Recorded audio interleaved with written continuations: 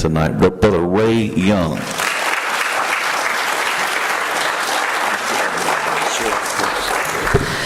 It's great to be here tonight. I'm going to ask you, if you would, to open your Bible to the book of Genesis. Genesis chapter 6.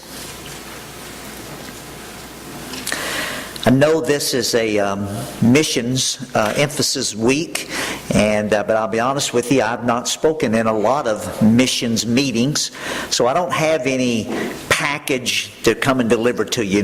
This is my missions meeting package. I don't have that. So what we're going to do tonight is we're going to have a Bible study, and we're going to look tonight at an abbreviated Bible study on man's heart. I love missions, and I have always loved missions, but about 3 years ago now, my heart moved up a notch when my own daughter informed us that she knew for sure she was going to be, I guess it was about 5 years ago now when she informed us that she was going to be marrying a young man that knew he was going to be a missionary. And our daughter had said back as early as the 4th grade that she felt God would have her be a missionary someday, but we never knew for sure how that would work out. But now she's married to a man who is a missionary, and they're in the Philippines, and they've been there about 3 years. In fact, I believe a little over 3 years now. And they have 2 of our granddaughters there. So our heart is on the mission field for more reasons than one. But tonight, I'm not going to deliver the typical missions sermon. We're going to do a Bible study. I don't know if you'd even call this a sermon. We're just going to study the Bible. We're going to use it a lot tonight. And we're going to study something about man's heart. So we'll begin in Genesis chapter 6, and we'll begin with verse 5. Genesis 6, verse 5. And God saw that the wickedness of man was great in the earth, and that every imagination of the thoughts of his heart was only wicked continually. And it repented the Lord that he had made man on the earth, and it grieved him at his heart. Man's thoughts are connected to his heart. Notice there in verse 5, and God saw that the wickedness of man was great in the earth, and that every imagination of the thoughts, we think of the thoughts as being related to the mind. And of course we know that the thoughts are generated by this muscle we have in our head called the brain. But the Bible teaches us that your thoughts are not determined by those muscles in your skull. Your thoughts don't come from now they're generated by your brain physically, but they come from your heart. Notice in verse 5 there it says, and that every imagination of the thoughts of his heart was only evil continually. Man's heart is evil. Look in chapter 8 and verse 21. Chapter 8, verse 21. This is after the flood. And the Lord smelled a sweet savor, and the Lord said in his heart, I will not again curse the ground any more for man's sake, for the imagination of man's heart is evil from his youth. Neither will I again smite any more everything living as I have done. My dad taught me how to plant a garden. He taught me how to take a little plow or a tiller or something and break the dirt up. He taught me how to use a 4-prong rake and rake the rows and open up the furrows. And he taught me how to build he called them a hill, build a little mound of dirt and open it up in the top and put the seed down in there. And he told me how many inches of dirt to put on top of one kind of seed and how many inches of dirt to put on a different kind of seed. And he taught me how to use a hoe to keep the grass out of the tomato plants or the the black-eyed peas or the butter beans or whatever we were growing that year. And he taught me how to take a sweet potato, well, my southern blood's coming out again, a sweet potato. When I start thinking about my dad, that's his language, but how to take a sweet potato and to put half of it down in a mason jar, get one that's just the right size so that half of it will fit down in the jar and the other half will stick out the top, and you fill the jar full of water and you set it up in the window of the utility room, because that's the side where the sun comes up in the morning and it's good sunlight, but not too much sun on the afternoon from the west side of the house. And you leave that sweet potato in that jar for several weeks, and it begins to grow sprouts, and you cut each one of those sprouts off and you go out and you set them in a hill. And he taught me all about how to plant a garden. He taught me how to harvest the garden, when it's time to pick the black-eyed peas when the hulls turn a certain color, and when it's time to pick the butter beans when their hulls turn a certain color, and when it's time to dig the sweet potatoes, and how to be sure and dig around the outside and not put your shovel down in the middle of it and cut the sweet potato in half by accident. And he taught me all about gardening. My dad taught me a little bit about being a carpenter. He's a carpenter. He taught me how to cut a board with a hand saw. He taught me how to use a table saw and how to use a skill saw. And my dad taught me how to hammer a nail with a hammer, and he taught me how to milk a cow, and he taught me how to feed a calf with a bottle. But my dad never taught me how to lie. That's right. He never set me down one day and said, "Son, today we're going to work on lying." He never taught me how to get angry. He never said, "Now, son, be sure and pay close attention today, because today I'm going to teach you how to lie, and tomorrow we're going to work on being angry." My dad never had to teach me how to be selfish. He never said, "Now, son, today we're going to teach you how to lie, and tomorrow we're going to teach you how to be angry, and the next day I'm going to teach you how to be selfish." No, my heart was evil from my youth, just like yours was. And the Bible teaches us that when God, and I know I'm using human terminology here to describe God. I know that's sacrilegious, but when God realized that man's heart was, to God, man's heart was very, very important. Several things. Number one, it grieved God's heart to realize that man's heart was evil. Look back in Genesis chapter 6, where we were. In Genesis chapter 6 and verse 6, in verse 5, he said that man's heart was evil. His thoughts from his heart were evil continually. And then in verse 6 it said, "It repented the Lord that he had made man on the earth, and it grieved him at his heart." Man's heart is so important. It's such an important part of this world function that the God of the universe, his heart was grieved by the condition of our heart. Not only did God's heart become grieved at the condition of our heart, also man's heart is so important to God that God made two, that we have examples of here, many more, but made two major decisions. He made a decision, number one, to destroy the whole earth, based on the condition of man's heart. Look back in chapter 6, verse 5. "And God saw that the wickedness of man was great in the earth, and that every imagination of the thoughts of his heart was only evil continually.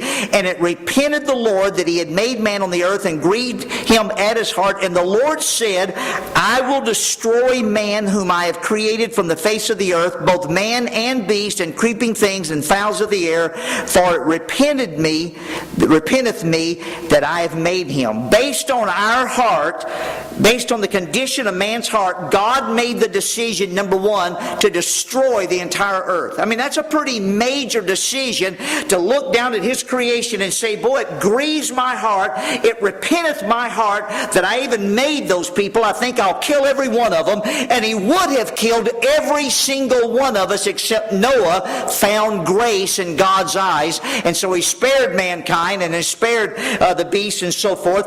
But he made that decision based on man's heart. Then, if you'll look in chapter 8, verse 21 again, if you'll turn back over there, And this is after the flood. And the Lord smelled a sweet savor, and the Lord said in his heart, I will not again curse the earth anymore for man's sake, for the imagination of man's heart is evil from his youth. When God looked down at the earth, and again, I know I'm being a little sacrilegious here when I'm describing God in human terms, but when God looked down at the earth and realized how evil our hearts was, it repented his heart and grieved his heart that he had made us, so he made the decision, I'm going to destroy the whole earth. Then after he destroyed the whole earth and saved just a remnant based on the fact that Noah found grace in his eyes, God looked back down at earth again and he said, I'll have to admit, man has been evil in his heart from his youth up, so I think I'll make another decision. I'll not destroy the earth ever again. And those two major decisions were made based on the condition of man's heart. Now stay with me, I'm going somewhere. In fact, the condition of man's heart is so important, God uses 108 different examples in the Bible to describe the man's heart. I did a study on the man's heart, which we're not going to do all tonight, just a very abbreviated part of it. But several months I studied on the man's heart in the Bible, and I found 108 different descriptions of the heart of man. In fact, I found in my study, so far, I really haven't exhausted it yet, but so far I have found 64 variations of a heart that God does not want me to have. 64 different ways I've found so far that God said, I don't want you to have that kind of heart. I'm talking about a sorrowful heart, a heart that's lifted up, a deceived heart, a wicked heart, a heart that's turned away, a heart that's faint or trembling or fearful or melted or grieved or proud or forward or wounded or haughty or deceitful or bitter or backslidden or foolish or hasty or rebellious or stony or weak or exalted, and on it goes. 64 ways that God describes the ways that he does not want my heart to become. At the same time that I found those 64 ways so far, I have found 44 ways that God does want my heart to be. For example, let me show you one. Turn to Job chapter 23. Job chapter 23. Let me show you one of the ways that God describes how he does want my heart to be. Job chapter 23, look at verse 16. Job 23, verse 16. Just the first few words there in verse 16. For God maketh my heart soft. Now turn to Psalm 95.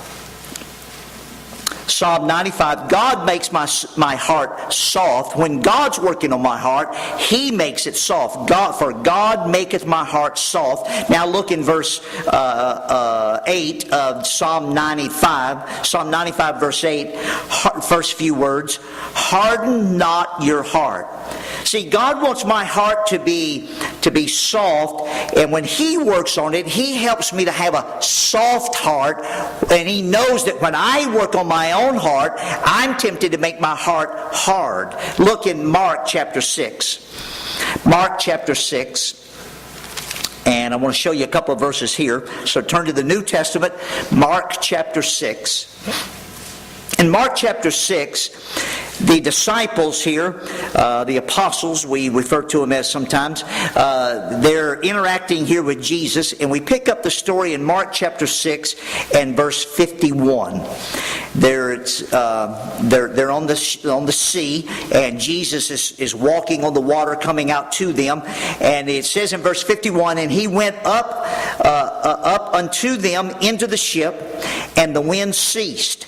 And they were sore amazed in themselves beyond measure and wondered, for they considered not the miracle of the loaves, for their heart was hardened. Now that's talking about the disciples. That's talking about the apostles. That's talking about the ones that were in the ship with him, the ones that got to see him walk on the water, the ones that saw him calm the waves, the ones that were there the day that when he stepped off the the waves that were tempestuous, and he stepped onto the ship.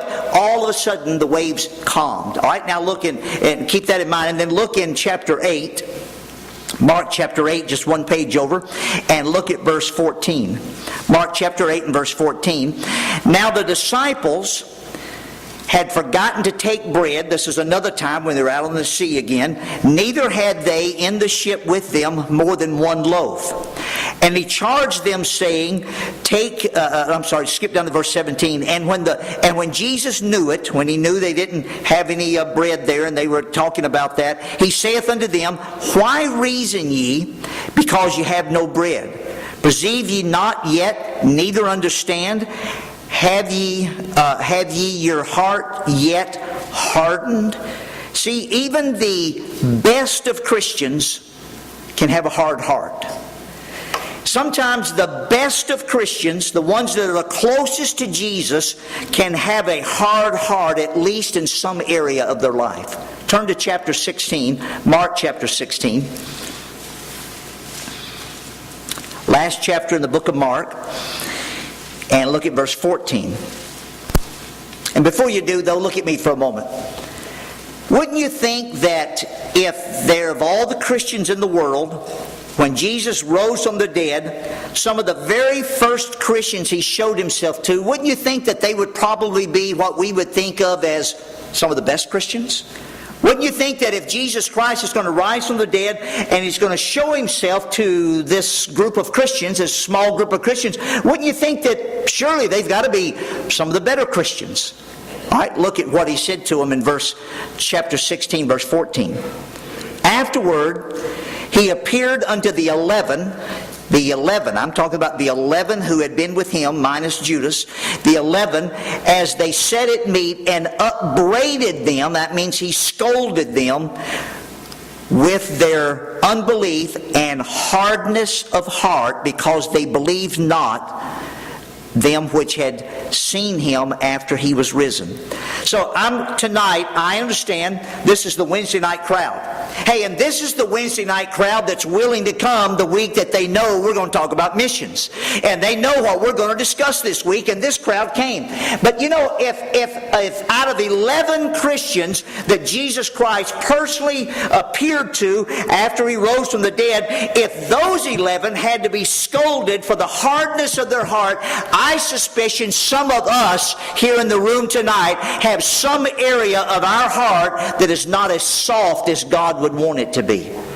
The Bible said that when the Lord works on our heart, He softens our heart. When we work on our heart, we often sometimes cause it to become hard in some area. Stay with me, I'm going somewhere. Now go back to Deuteronomy chapter 15.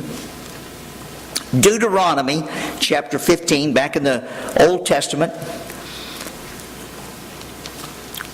Genesis, Exodus, Leviticus, Numbers, Deuteronomy. And when you get to Deuteronomy, find chapter 15.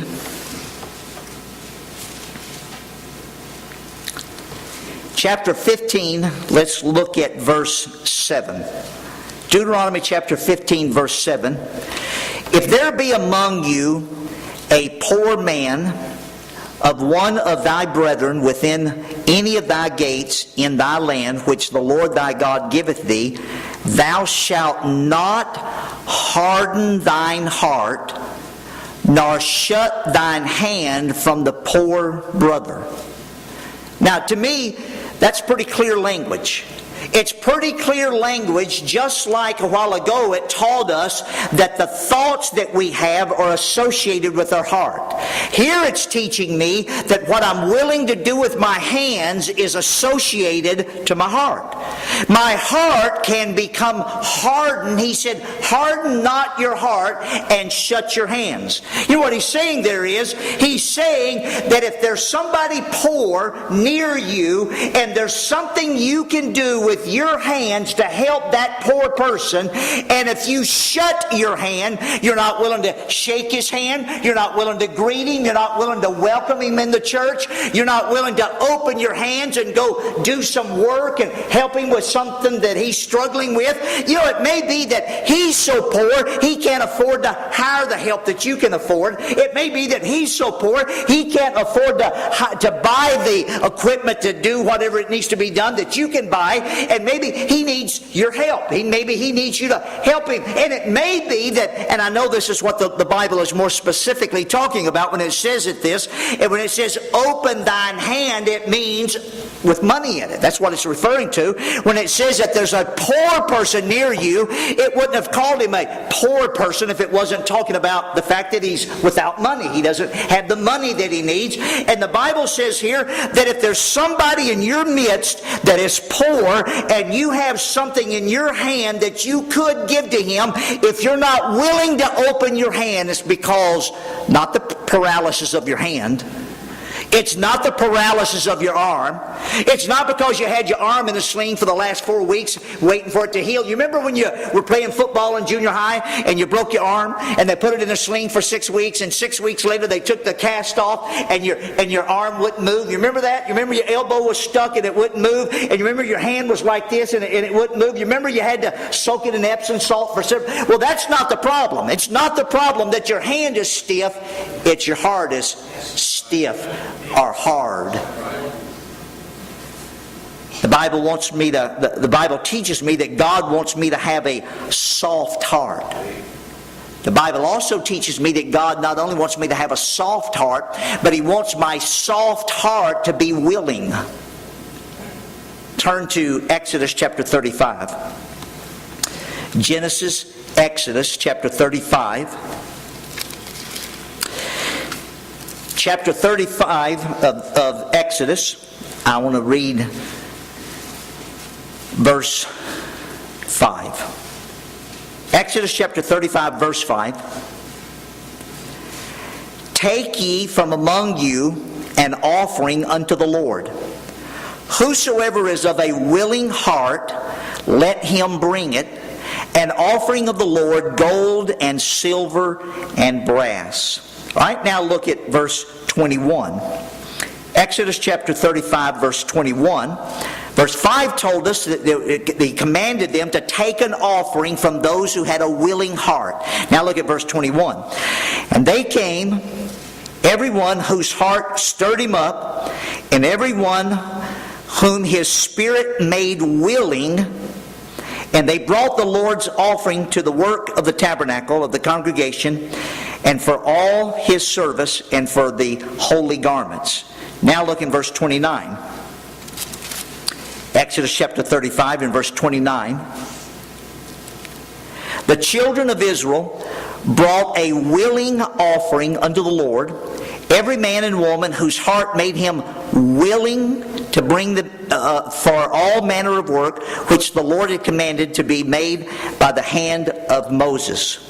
You notice that in every case there, when it talks about a man having a willing heart, his spirit stirring up his heart to be willing, it was in every case, every time. In fact, I did research this part thoroughly.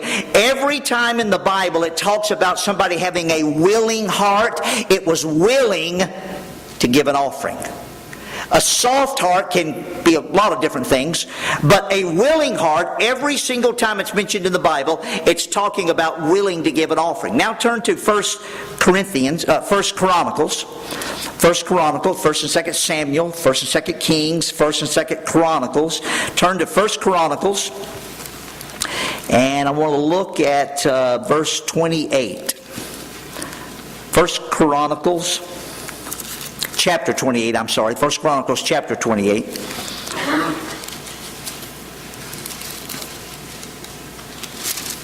First Chronicles chapter 28, and look at verse 9.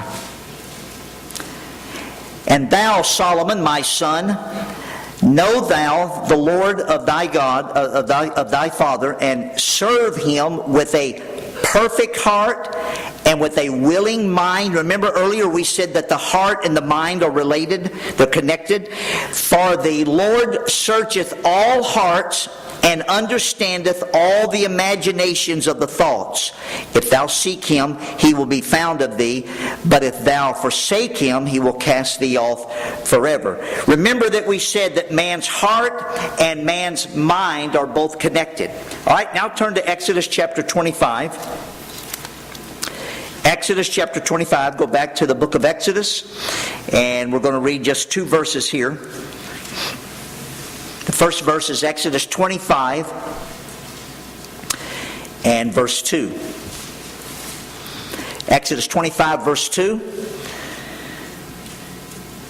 Speak unto the children of Israel that they bring me an offering of every man that giveth it willingly with his heart, ye shall take my offering. All right, go to chapter 35, Exodus chapter 35,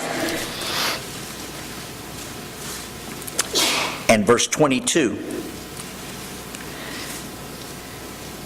And they came, both men and women, as many as were willing-hearted, and brought bracelets and earrings and rings and tablets, or we might call that beads, all jewels of gold, and every man that offered an offering of gold unto the Lord. Notice there they brought their bracelets, their earrings, and their rings. They didn't bring their plows. They didn't bring their hammers. They didn't bring their bowls. They didn't bring their brooms. They didn't bring their furniture or their wagons. They didn't bring the things that they needed to survive. They brought the things that were luxuries, their earrings. You don't need an earring to survive.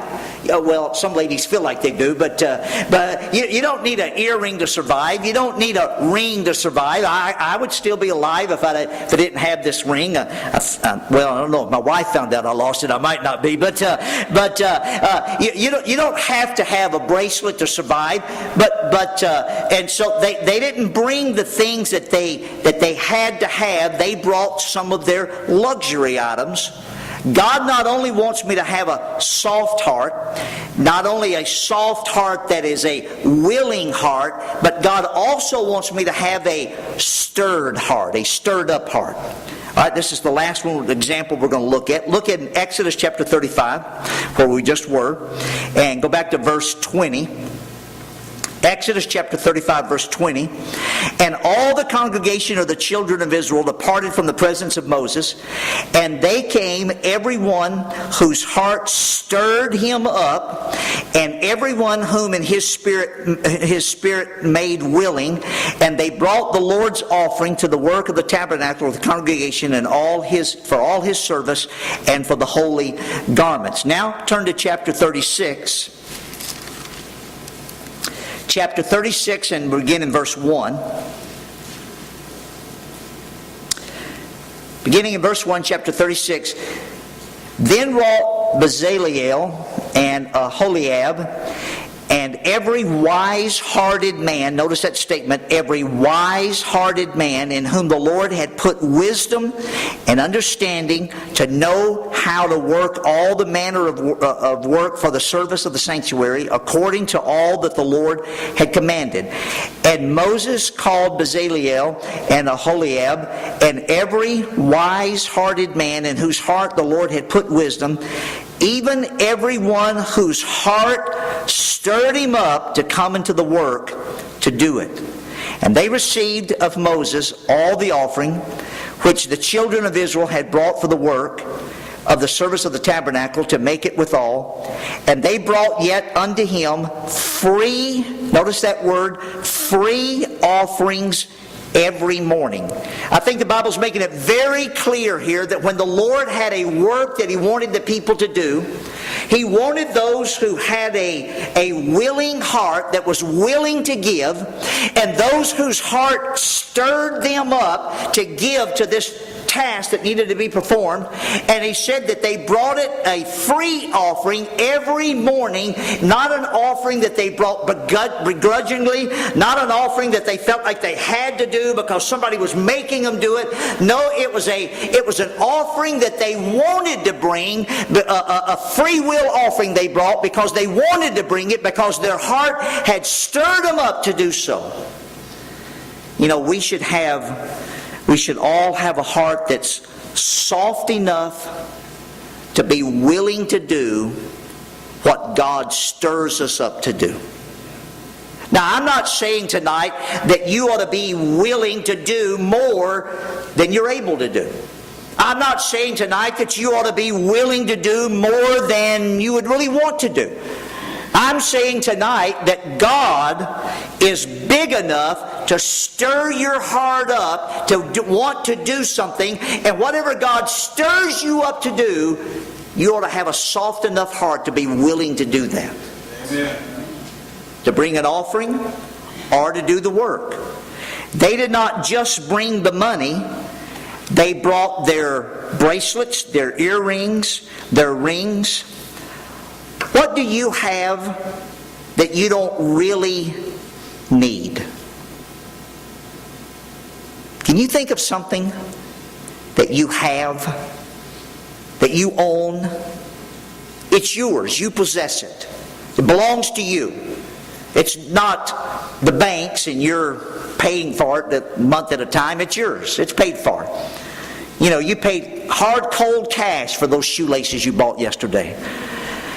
Those new shoes you bought, or that new dress, or that purse, or that new handgun, or that rod and reel, or what can you think of that you own that you don't have to have? Now, I'm not talking about your tools. You need those to make a living. I'm not talking about your kitchen sink or your stove. You need that to feed your family. But how about that boat you haven't used for the last 2 years? How about that second ATV, that four-wheeler you have sitting in the garage just in case somebody else needs one when they go hunting with you someday? How about that third television that you have out in the garage so you can watch NASCAR while you work on your car? What is it that you own that you don't really have to have, and right now God's reminding you that you own that? Or what work can you do that you could dedicate to the Lord? How about all your overtime? In America, if we lived a frugal life, most of us could survive on the salary that we make. We could survive. No, we wouldn't have as nice a car as somebody else has, maybe. We wouldn't have as big a house as somebody else has, maybe. We wouldn't eat steaks every single night, maybe.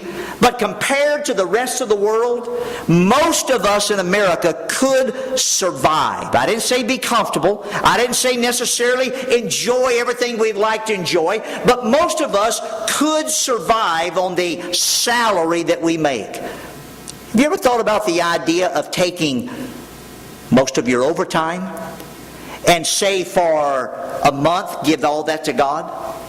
Maybe to help jumpstart the missions program this year, for the first 3 months of this year's missions program, maybe give all your overtime to the missions and see what God will do with that. Or have you ever given the thought to maybe 1 year, say to your family, 1 year we're just going to cut back, we're going to tighten up a little bit, and for 1 year we're going to take all my overtime and we're going to dedicate my overtime to foreign missions. Have you ever thought about the idea of maybe you own your own business, and maybe your own business has been a little more profitable lately than it has at some other times? And have you ever thought about maybe the possibility of figuring out what your average income is for your business and say to God, everything over that amount that you give me for the next month or the next 3 months or the next year, God, I'll give that to missions?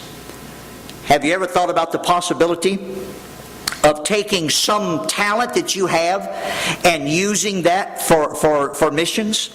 How about something you know how to do on the computer? How about the graphic design? Or how about layout work? Or how about just something that you could do from home? Or maybe you have a skill that maybe you could even take that skill and maybe even do so much as sacrifice a vacation to do something for the Lord. Have you ever thought about the idea of taking a vacation and working for God? Take a vacation from your job and work for God during your vacation? Now, I'm not saying if you have 1 week of vacation and you have little children at home that you ought to go off and leave them at home and do something different. I believe in spending lots of time with your family. We always did when our children were young. But I'm talking about maybe a middle-aged couple, maybe someone that maybe you're an empty nester now, and maybe you get 3 weeks of vacation. And how about taking one of those 3 weeks? You know, I know a group that goes to Romania every year and builds churches over there. They go over there and stay for a week, or some of them stay for 2 weeks, and they build buildings while they're over there. I know a group that goes to Nicaragua every summer, and the last 3 summers in a row they've gone down there and built another dormitory for a Bible college down there in Nicaragua, where they're training preachers to reach all of Central America. I know a group that flies to Haiti and back several times a year, and they deliver supplies when they fly there. Could you go to the mission field and one time maybe help a missionary by teaching a Sunday school class for a week or so, or preaching in a junior church, or passing out Bibles, or passing out tracts, or conducting a vacation Bible school, or maybe a neighborhood Bible club? And I promise you, you'll feel different about missions when you come home from a mission trip than you've ever felt before. You say, Brother Ray, are you kidding? No, I'm really not. You know, in America, if we think sometimes about sacrificing for the Lord, it seems abnormal to us, because we are so blessed here in America. You know, there are countries in the world where if they could move to America and live here for a week, it would be the greatest days of their entire life. If they could live in your shoes during one of the worst weeks of your life, it'd be the best week of their life. You know, Mrs. Young and I have no children at home now, and the last 5 years in a row, we've not taken a vacation. But we've spent 2 weeks in Germany, preaching in 4 different churches, conducting a marriage seminar, passing out tracts, and going soul winning instead of taking a vacation. We spent a week in Israel and spent much of the time. Now, we did do some sightseeing while we were there, but spent much of that time while we were there with a missionary. We spent 3 weeks in the Philippines. Last year, we didn't take a vacation. We spent 3 weeks in the Philippines. And, of course, we saw our daughter while we were there, but only for about 8 days of the 21 days we were there. And we preached in 5 different churches and in 3 different colleges, and went bus calling and soul winning, and both of us taught for a week in a college. What could you do? What is it that you have that you would be willing? Now, I'm not talking about one of us coming to you and saying, now look, you know good and well, no, I mean you and the Lord figure it out. Something you would be willing to do for the Lord. My wife and I were engaged and about to be married.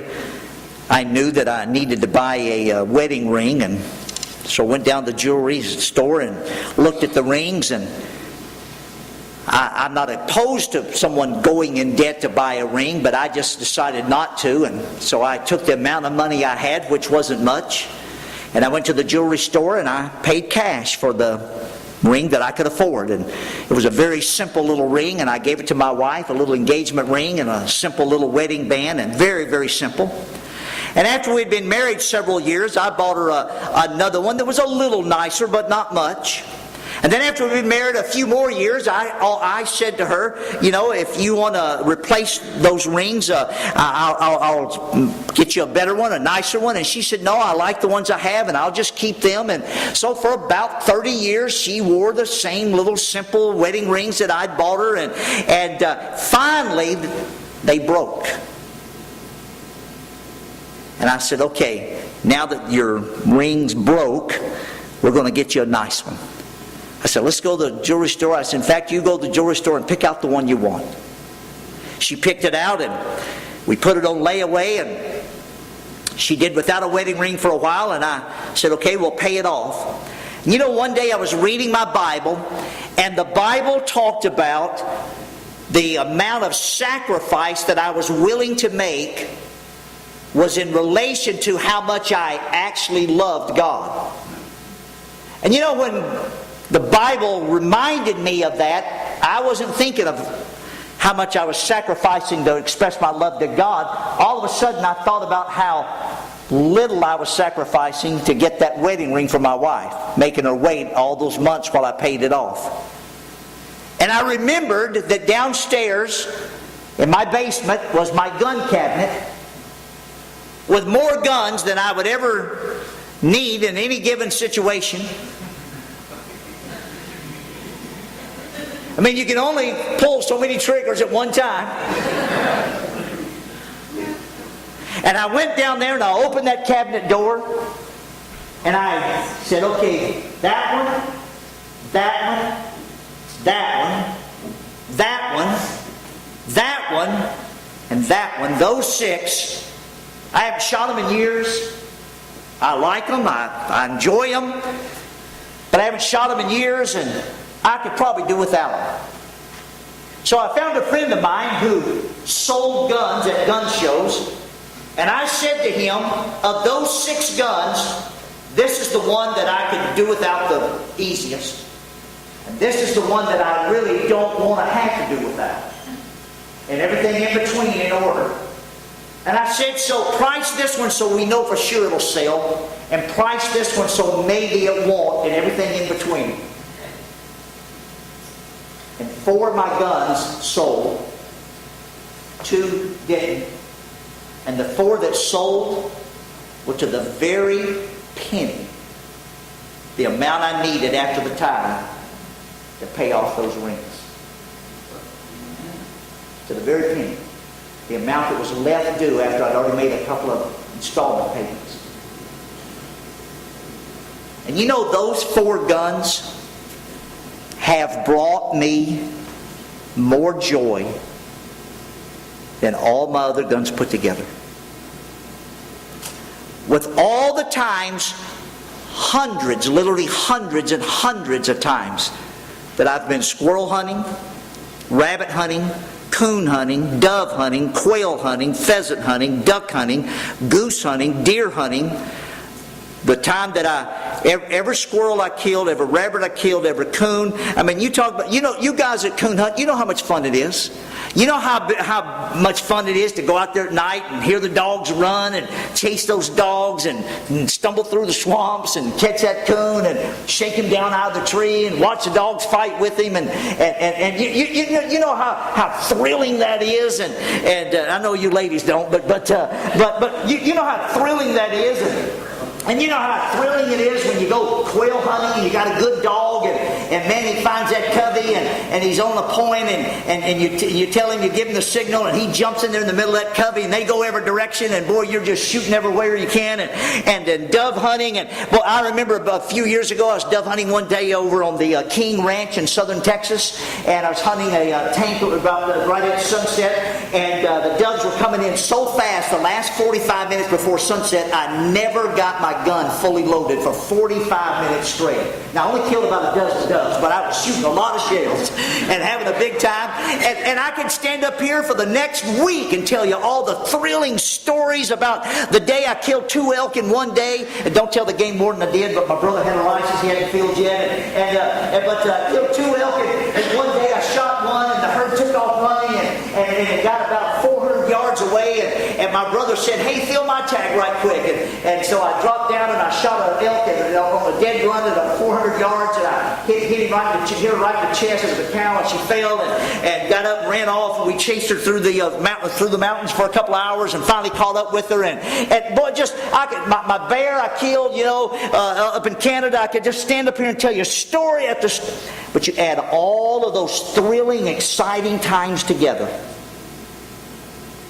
and they don't add up to the joy that I had the day my wife came home with those rings. Can you imagine the joy we're going to have in heaven for every single soul that gets saved through the dollars that we gave to missions? And by the way, God is smart enough to figure out which soul got saved because of which dollar you gave. That's right. And I believe when I get to heaven, I'm going to see the souls that got saved because of my dollars. That's exactly right. And I can't imagine if watching my wife come home with that diamond ring on her hand, if that was more thrilling than all of those hunting episodes added together. I can't imagine how much more thrilling it's going to be in heaven and see any one soul that got saved as compared to the amount of joy or fun or happiness I might have had here on this earth with that toy, that extra, whatever. You know, tonight, a lot of us can legitimately, sincerely say there's not much more room in my budget. I can't squeeze very much more out of what I'm doing. But most of us have something we could get rid of. We have something that we could turn loose on. Is it our overtime pay? Is it something that we have? And I'm not talking about taking away something from your family that they need. I don't mean that at all. I'm not even alluding to that. You know I'm not. I'm talking about something that you have, whether you're a child, a teenager, a wife, a husband, a mother, a father, a single lady, a single man. It doesn't matter. Most everybody in America has something that we don't absolutely have to have. What is it tonight that you could give towards missions? Is it part of your budget? Is it your overtime? Is it something that you have that you could sell and put $500 in the missions program? Put $2,000 in the missions program? You know, I won't tell you how much I got for those 4 guns, but it was a considerable amount of money. Those were some of them were collector's items and so forth, and it was a considerable amount of money. At least it seemed to me to be considerable. What is it that you could tonight use for the Lord's Word? Like to have every head bowed and every eye closed.